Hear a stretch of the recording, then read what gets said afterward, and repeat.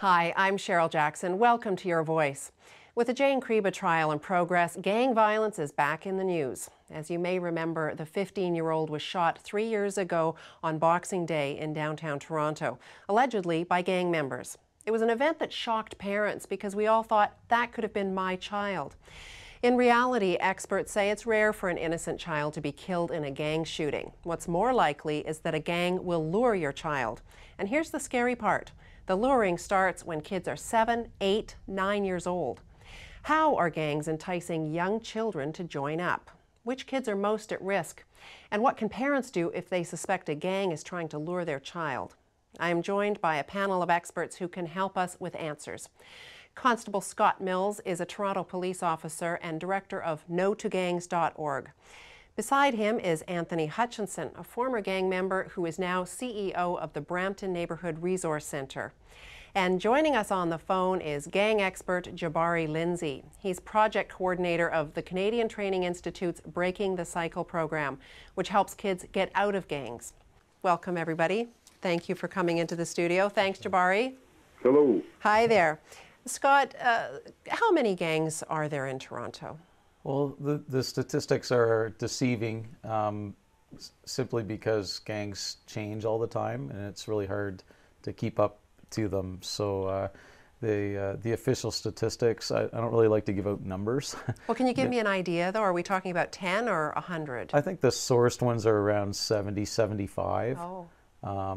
But you know, I was involved in some of that sourcing at the divisional level, and I can tell you that it fluctuates day to day, and so this is something that you can't really look at a number for, and you just have to really look at the kids that you're dealing with and have a good relationship with them and figure it out what's going on in your neighborhood.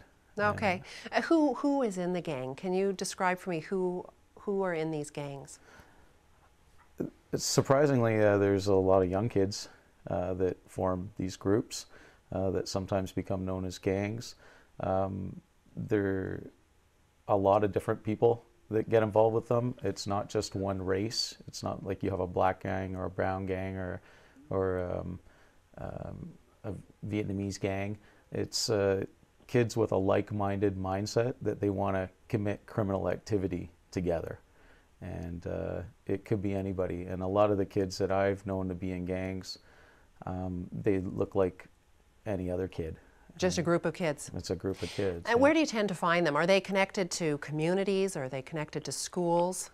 They're connected to anywhere where kids hang out. Schools, malls, the street corner, the community center.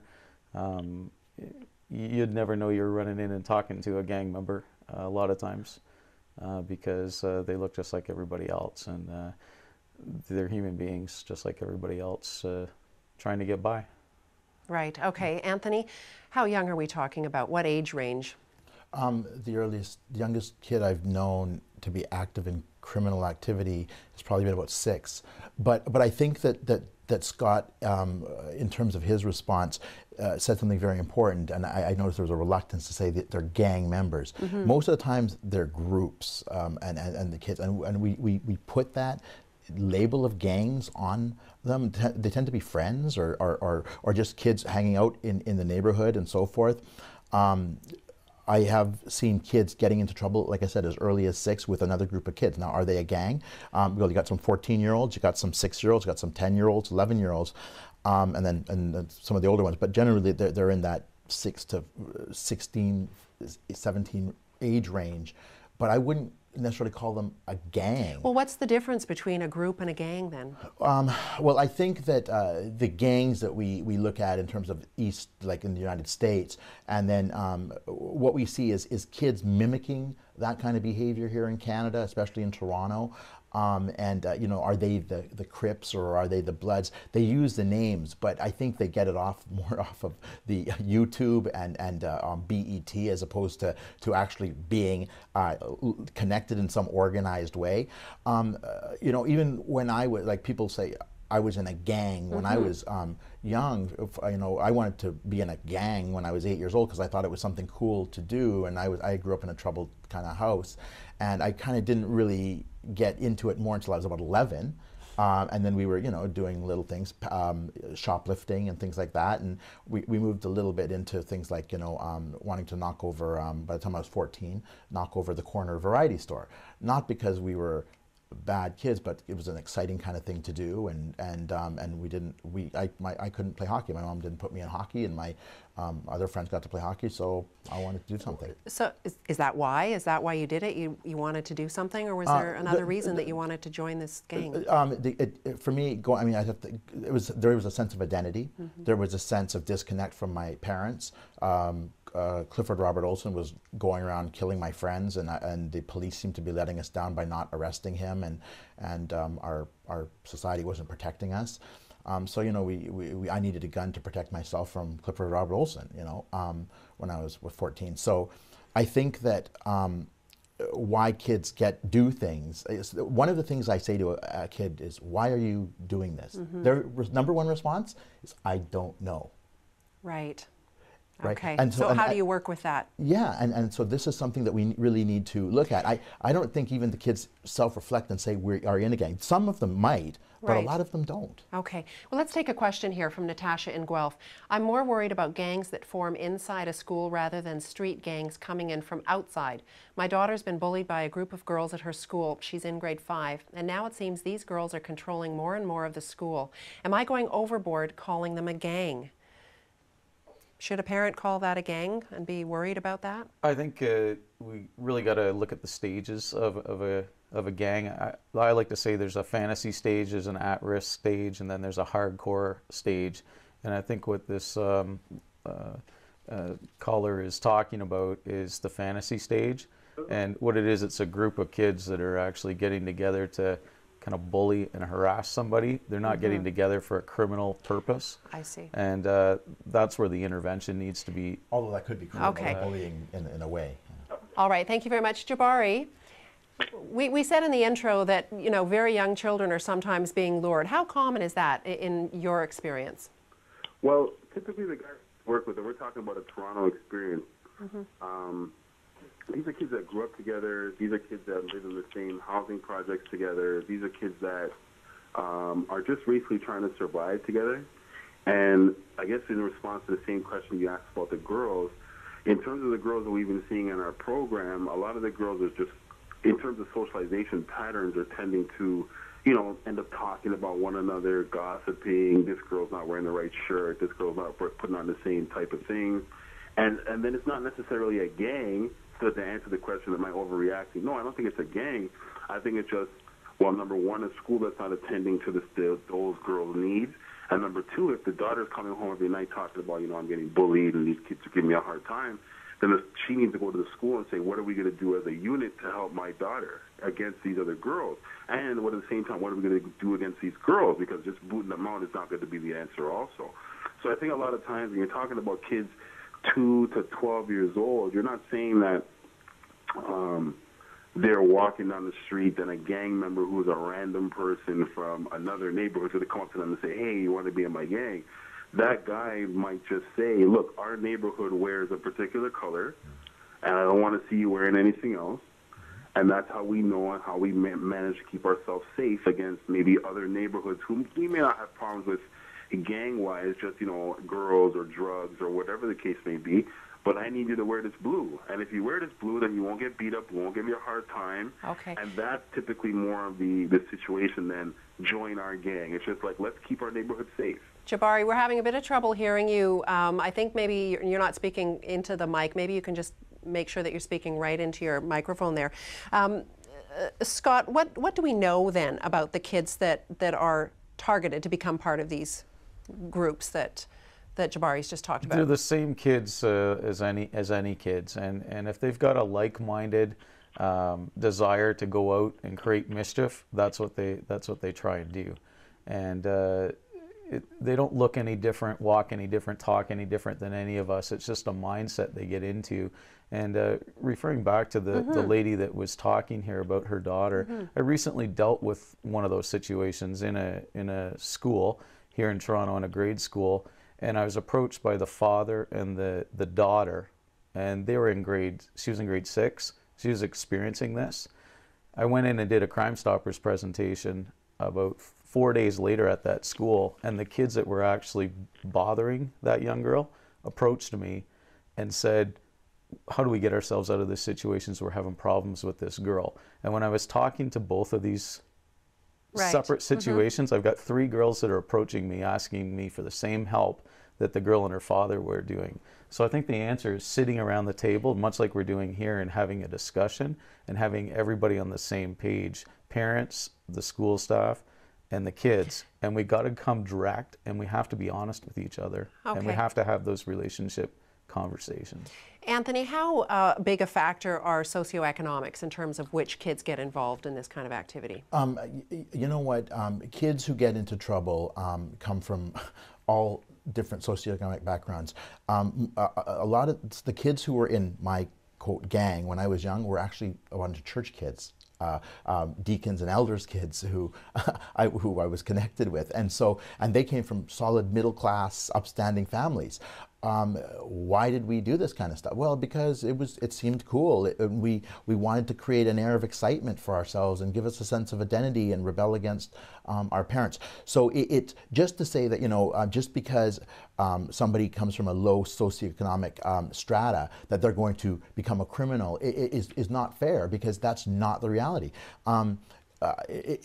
Interestingly enough, when you look at some of the challenges in some neighborhoods across Toronto, definitely access to maybe playing a sport is a barrier. So I always look at it like this. Look, if you give me a hockey stick and you give me a hockey uniform and I'm on a hockey team, it's like a gang. My weapon is my hockey stick. If you give me a football or you give me my shoulder pads, it's the same thing. Now, if you don't, if I'm a kid who doesn't have that kind of access, what happens is my playground or my hockey rink or my football field is my neighborhood.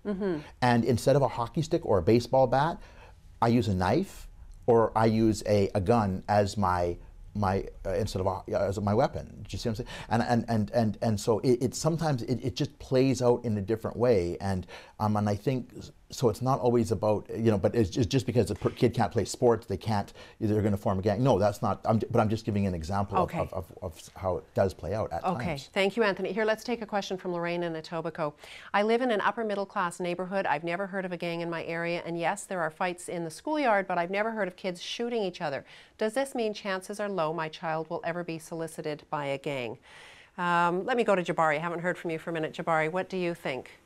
Do you hear me okay now? Yes, actually that sounds a lot better, thanks. Wonderful. Depending on what school her child goes to in North Etobicoke, yes, there's a good chance that some of the guys will be, and these are just friends. So if you remember going to high school, to elementary school, you know, the in kids, the out kids, that typically people don't talk to.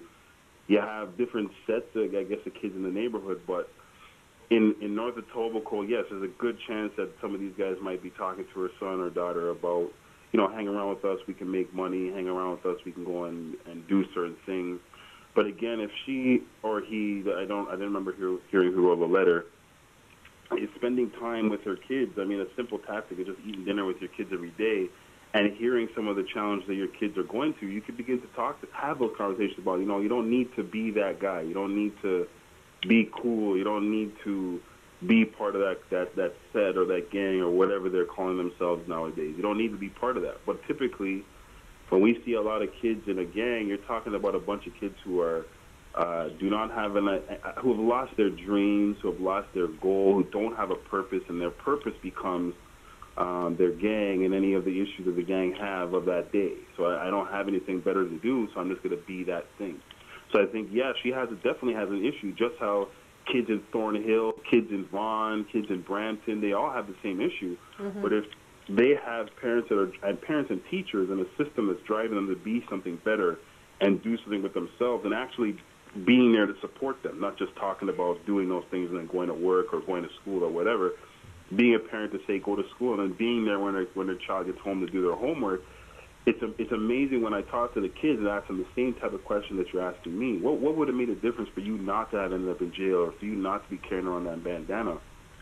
It's the same type of answer. If I had a caregiver, not necessarily my mom or my dad, but just an adult who would have sat with me, and when I was getting beat up or when these guys were telling me to go and run drugs or go and hang out with me and you know, here's your first gun, here's this, here's that. If I had an adult that was saying, you know, I don't need to give you a sport or a book, or I just want to spend some time with you, that would have made a big difference in a lot of these kids' lives. But typically, parents are either scared of their kids so they don't want to sit down and talk with them, or they don't know what's going on in their kids' lives. Oh, I got to give them some space, and I got to let them do their thing, and I got to, you know, let them do whatever. And we just, actually today we're doing a workshop on attachment disorders, and we're finding that a lot of the kids have this warped sense of attachment to people, places, and things. They don't know how to have a regular conversation or a regular relationship with regular, quote-unquote, regular people. So all they know is, I know you, and that means that because I know you, I have to fight for you, I might have to kill for you, we got to sell drugs together, and that's normal, because I don't think I'm really going to do much else in my life. So if she finds that, she or he finds that her son or daughter in grade 7 starting to wear particular colors, starting to hang around particular types of kids, doesn't want to be that doctor anymore because they just don't think they can make it there, then it's time to have a serious conversation with your son or daughter and say, well, why not? Why don't you think you could do it? We need to sit down and talk about what are your goals going to be, because eventually, like Scott and Doctor was talking about, their goals will conform into the goals of the norms that they see on TV or whatever their friends are telling them. Okay, thanks, Jabari. Actually, lots of good information in that. Now, I want to talk about what's happening in the schools, though, because just today there were 2 incidents in Toronto or around Toronto schools. There was a shooting in a school parking lot, somebody sent to hospital, and there was a 15-year-old boy arrested with a fake gun. How common is this now for there to be violence like this in schools? Well, we hear about it all the time, but you know, how common really is it? I'm in schools across Toronto every day with the Toronto Crime Stoppers program, and talking to kids and trying to give them a voice anonymously if they need to, and showing them how to do the anonymous text messaging. And we've got a lot more officers that are actually assigned to schools to build those positive relationships. And I think with the anonymous Crime Stoppers and those officers there, we can actually prevent some of this stuff. But the relationships are key. And it is safe in the City of Toronto to send your kids to school. It doesn't matter what area you are in. The people inside that school are trained to deal with any issue there that comes up. The training's getting better and better all the time, and we're multidisciplinary, and we're including the kids in it through our Empowered Student Partnerships program. So everybody is really on the same page, more so now than ever before. And I think when there's just a sensitivity to any one of these issues now, which is good because people are paying attention to it. I don't think there's more. I think it's just we're paying attention to it more, and that's the attention it deserves. Anthony? Yeah, and Scott, a kid who finishes high school, I guarantee you 99% has experienced one incident of bullying over the course of their education. There's not one kid. If you were a young girl and if you had your pony tail pulled, even in kindergarten, you experienced bullying, and you might have that's been going on for years. Okay, so I think that you know, are we safe? It's a continuum, right? I think that every single day in almost every single school across the globe, I don't know, maybe North America, there are going to be problems. There's going to be a confrontation or so forth.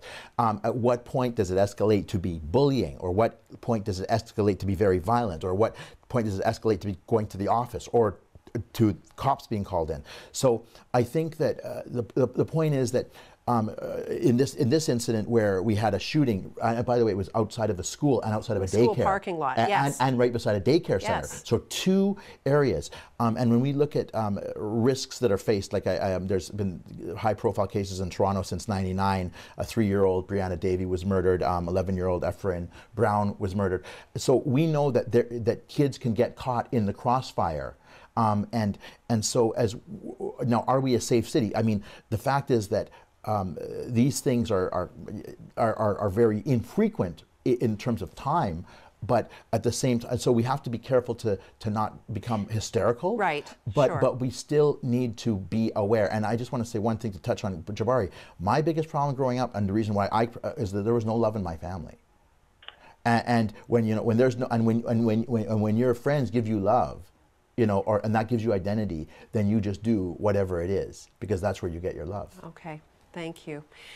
Lorraine An Etobicoke has this question. I live in an upper middle class neighborhood.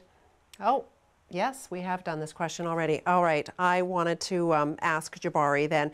Jabari, you help kids get out of gangs. So once they've come to you and they've talked to you about this, they want out, how do you do that? You can hear me okay? Yes, yeah, perfect. I'll check in every time just to make sure. Thank you. Typically what we try to do with each of the youth is we create a case management.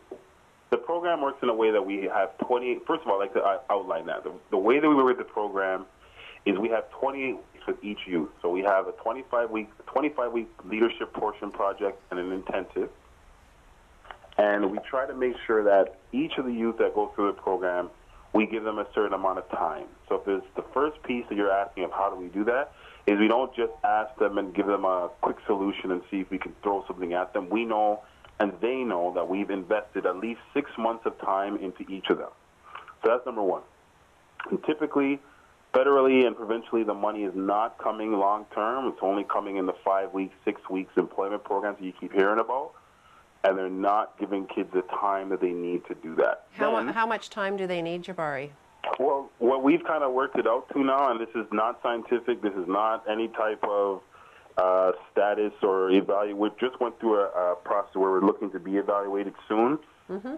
I'd say it takes, if we're giving the kids the skills and the knowledge and the words to be able to alleviate the process in their world, I'd say about 1.5 years for them to begin to work the process into their own life. So it's almost like a youth going through puberty again and learning about maturity, learning about how to be a man or how to be a real woman, which are actually lessons that we teach at the beginning of our process. We teach them first aid CPR, conflict mediation, how to manage your money, credit and conflict, anger management, all the things that you might have said at one point, I've learned this through vicarious relationships in my life. We try to go through that in the process of the program. And while they're in the program, we try to give them positive attachments and give them some sort of dream to attach to. So we're not necessarily saying to them, you need to leave the gang. Right. What we're saying to them is, obviously you're here because this gang thing didn't really work out for you, or obviously you're here because, you don't necessarily want to be in this gang, or obviously you're here because, the gang thing has already run its course. What's the next step? What do you want to do in your life? And then sometimes we even ask, what are you in the gang for? And then we'll see if we can provide that, well, I'm in the gang for protection or to feel safe or I want to make money or whatever. Let's see if we could achieve that similar dream pro-socially. Right. Okay, Jabari, I want to talk to you about parents for a minute. How many parents are aware that their child is in a gang? The reality is that even the guys that come into the program, a big portion of the project, like we did this afternoon, we go and visit kids in their homes and we try to connect to their families. And even some of the guys that, as police officers would say that they're higher ups or they're major guys in the gang, or like you see on CP24 when they do the major sweeps and the drug busts and stuff like that. These are the higher ups and these are their names. Even their parents are surprised to say that these are gangs because they'll say, I remember Timmy, let's use Timmy as an example. I remember Timmy and 15 other guys hanging around and doing their thing, and I don't remember being them a gang. I just remember them, right, spending time on my stoop. So they're to the kids' parents and to the neighborhoods. These aren't gangs. These are kids that, they do bad things, but they're just hanging out because this is all they ever knew. So right. This is Timmy's group that he's been with for his whole life. They call themselves the Wherever We Live Crips or the Wherever We Live Bloods, and now we're a gang. But they're just kids that need to get jobs. When we go to the community, they're saying our kids need jobs. Our kids need the schools to work with them. Our kids need opportunities. They're not saying our gang kids need this and our gang kids need that. And then sometimes with other parents, they may see the blue take over their kid's life and not really know what the deal is. Or, based on TV shows like this or other media sources, they see their kids adopt blue and automatically assume their kid's a gang member now. Really what they need to do is just find out, is your kid lost and is there adolescent friends leading their life? Mm-hmm. Is your kid really trying to be something with themselves? And the only option they have is to be safe with their friends. So okay. A lot of parents don't know what's going on because this thing, like Scott said from the top, changes, like as we're talking now, Sure. other kids are making new names because, hey, I got punked by a friend, Right. and now we can't be part of that group anymore because that friend is not cool with me anymore. So let's make a new name. Oh, I Okay. saw a cool name on some music show or on some rap video. Let's just call ourselves that. They Thank commit you, a Jabari. crime, and now to everybody in the media, we're a gang when they're not. Okay. We're just about out of time, Jabari, so I want to ask Anthony very quickly, what can a parent do if they suspect that this is happening to their child? Communicate with your kid. Love your kid. Everything begins at home. You know, we put too much emphasis on our schools, on our teachers, on our police officers, on our social workers. Everything begins at home. And parents need to know their kids, know your kids' friends, know where your child is going. That's where it starts. And until we get serious about raising our own children the way we should be from the time Sure. they're young, you know, get them in early year centers, Ontario early year centers. They're free programs across the province. Okay. You know, and engage parents with their kids. That's what we got to do. Okay, Scott, we only have a few seconds left, but how can parents know and what can they do? What can they do? Exactly Got about 30 what we seconds. just said. Talk to your kids. If you need to involve the police, our goals are multidisciplinary, to work together to solve the problem, not to throw your kid in jail. If you need to anonymously report, your Crime Stoppers program, 222-TIPS on the phone, 222tips.com online, or text TOR and your message to crimes, and your anonymity is protected by the Supreme Court of Canada. Okay, thank you all so much. It was such an interesting discussion. Thank you, Cheryl. Very helpful. Thank you. My guests have been Constable Scott Mills, Anthony Hutchinson, and Jabari Lindsay.